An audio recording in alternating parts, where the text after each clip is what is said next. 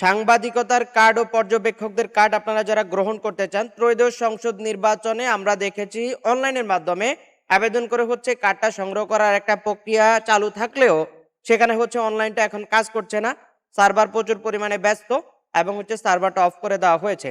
তো আমরা বারবার চেষ্টা করে অনেকগুলো আবেদন করে আমরা কোনো রেজাল্ট পাইনি এবং সেখান থেকে কোনো রেসপন্স করা হয়নি।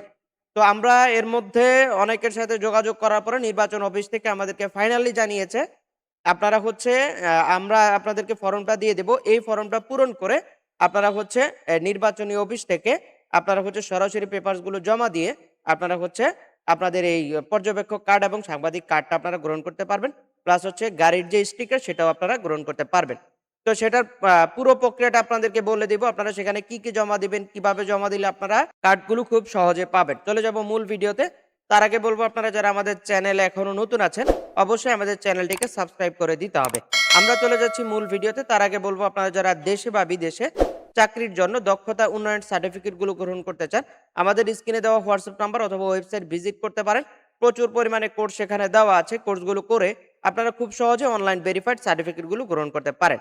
তো আমরা চলে যাচ্ছি কম্পিউটার স্ক্রিন আর আপনাদেরকে দেখিয়ে দিচ্ছি যে ফর্ম পূরণ করে আপনারা কিভাবে সাংবাদিকতার কার্ডগুলো গ্রহণ করতে পারেন।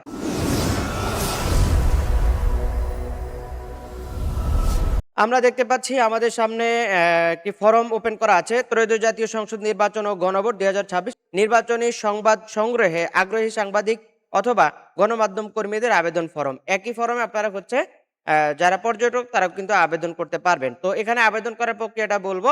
আর আমরা ইতিমধ্যে দেখেছি অলরেডি অনলাইন সেক্টরটা আপনাদেরকে দেখিয়ে দিব সেখানে কি অবস্থা।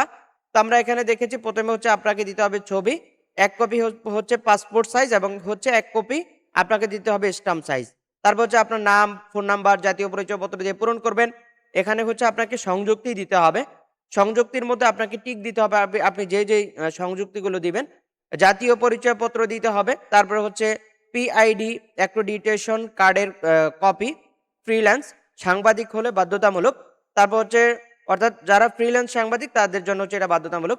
স্ব প্রতিষ্ঠান কর্তৃক ইস্যুকৃত আইডি কার্ড, প্রতিষ্ঠানের যে আইডি কার্ড, সাংবাদিক আইডি কার্ড, সেই কার্ডটা দিবেন।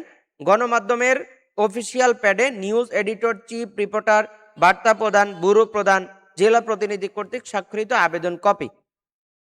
তো আপনারা জেলা থেকে অর্থাৎ আপনাদের যে জেলায় কাজ করেন সেই জেলার সাংবাদিক ফোরাম থেকে অথবা প্রেস ক্লাব থেকে আপনার আবেদন ফর্মটি ইস্যু করে নিতে হবে। এরপরে স্থানীয় পত্রিকা, স্থানীয় অনলাইন নিউজ ও আইপিটিভির ক্ষেত্রে যথাযথ কর্তৃপক্ষের কর্তৃক নিবন্ধনের প্রমাণপত্র লাগবে। অর্থাৎ আপনার যেই কোম্পানি, টিভি চ্যানেল হইতে পারে বা পত্রিকা হইতে পারে, তারা সরকার থেকে যেই অনুমোদনটা নিয়েছে অথবা চলচ্চিত্র থেকে যেই অনুমোদনটা নিয়েছে সেই অনুমোদনের এখানে কপিটা দিতে হবে। গাড়ি যদি আপনি নিতে চান গাড়ি চালকের তথ্যাদি এখানে দিতে হবে। আর যদি গাড়ি না নিতে চান তাহলে এই বক্সটুকু আপনি হাইড করতে পারেন, এটা আপনার প্রয়োজন নাই। তো এখানে চালকের নাম, জাতীয় পরিচয়পত্র নাম্বার, প্রযোজক ক্ষেত্রে গাড়ির রেজিস্ট্রেশন কার্ডের কপি, হালনাগাদকৃত ড্রাইভিং লাইসেন্সের কপি, চালকের জাতীয় পরিচয়পত্রের কপি, এক কপি পাসপোর্ট ও এক কপি স্ট্যাম্প সাইজের রঙিন ছবি আবেদনকারী সাংবাদিক কর্তৃক সত্যায়িত হতে হবে। যেই সাংবাদিকের সাথে কাজ করবে তার দ্বারা সত্যায়িত থাকতে হবে। তারপর সহায়ক স্টাফ। আপনারা অনেকে ক্যামেরাম্যান নিতে পারেন অথবা সহায়ক কাউকে নিতে পারেন।